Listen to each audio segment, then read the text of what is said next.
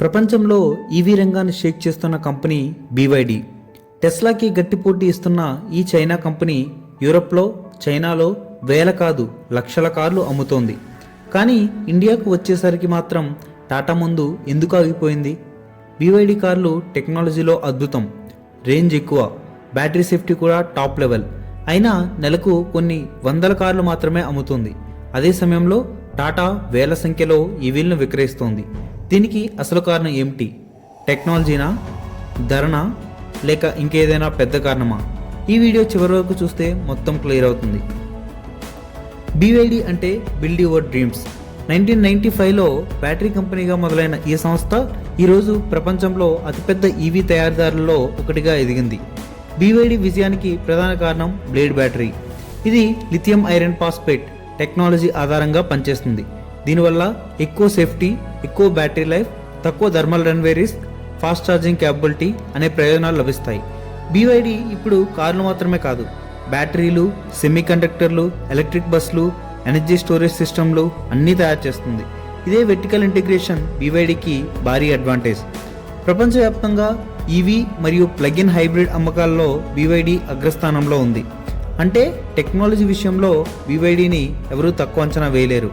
అయితే ఇండియాలో మాత్రం BYD పూర్తిగా భిన్నమైన స్ట్రాటజీ తీసుకుంది. మాస్ మార్కెట్ కాకుండా ప్రీమియం సెగ్మెంట్. BYD ప్రస్తుతం విక్రయిస్తున్న ప్రధాన మోడల్స్ అటో 3, సీల్, EMAX 7. ఈ కార్ల ధరలు సుమారు 25 లక్షల నుండి 50 లక్షల వరకు ఉంటాయి.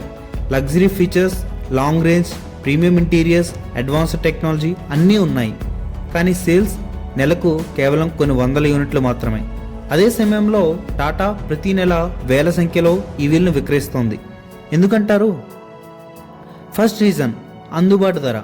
భారతదేశం ప్రైస్ సెన్సిటివ్ మార్కెట్. టాటా దగ్గర Tiago EV, Punch EV, Nexon EV, Curvv EV లాంటివి ఉన్నాయి. దాదాపు 8 లక్షల నుంచే ఈవీలు కొనుగోలు చేసే అవకాశం ఉంది.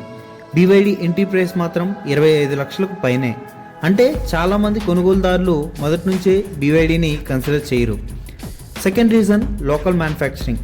టాటా కార్లు భారత్లోనే తయారవుతాయి. దీనివల్ల ఇంపోర్ట్ డ్యూటీ ఉండదు, ట్రాన్స్పోర్టేషన్ కాస్ట్ తక్కువ, లోకల్ సప్లైస్ వల్ల కాస్ట్ ఇంకా తగ్గుతుంది. BYD కార్లలో చాలా వరకు ఇంపోర్ట్ ఆధారంగానే వస్తాయి. దీనివల్ల ధర మరింత పెరుగుతుంది. Third reason, service network. Car కొనడం ఒకటే కాదు, సర్వీస్ కూడా అంతే ముఖ్యం.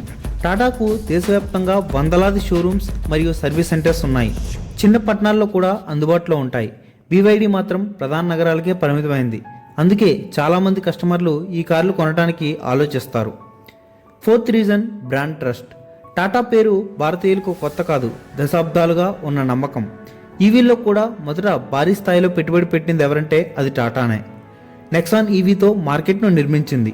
ఇండియాలో BYDకి ఇంకా ఆ స్థాయి బ్రాండ్ టెస్ట్ రావడానికి సమయం పడుతుంది. Fifth reason, regulatory challenges. BYD ఒక చైనీస్ కంపెనీ.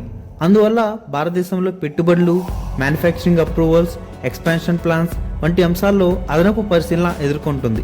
నేషనల్ సెక్యూరిటీ రీజన్తో ఇండియాలో ఎక్స్పాండ్ అవ్వడం కష్టంగా ఉంది. Sixth reason, after sales confidence. EV కొనేటప్పుడు కస్టమర్ అడిగే మొదటి ప్రశ్న, ఏమైనా సమస్య వస్తే సర్వీస్ ఎక్కడ? ఈ ప్రశ్నకు టాటా దగ్గర ఇప్పటికే బలమైన సమాధానం ఉంది. BYD ఇంకా ఆ స్థాయికి చేరుకోవాల్సి ఉంది. జూన్ 2026 నాటికి భారత ఈవీ మార్కెట్లో టాటా సుమారు 30-40% మార్కెట్ షేర్తో ముందంజలో కొనసాగుతుంది. మహీంద్రా అండ్ MG కూడా వేగంగా ఎదుగుతున్నాయి. BYD మాత్రం మొత్తం మార్కెట్లో 2% కంటే తక్కువ మార్కెట్ షేర్తోనే కొనసాగుతుంది. అయితే BYD లక్ష్యం మాస్ మార్కెట్ కాదు, ప్రీమియం టెక్నాలజీ బ్రాండ్గా తమను నిలబెట్టుకోవడమే.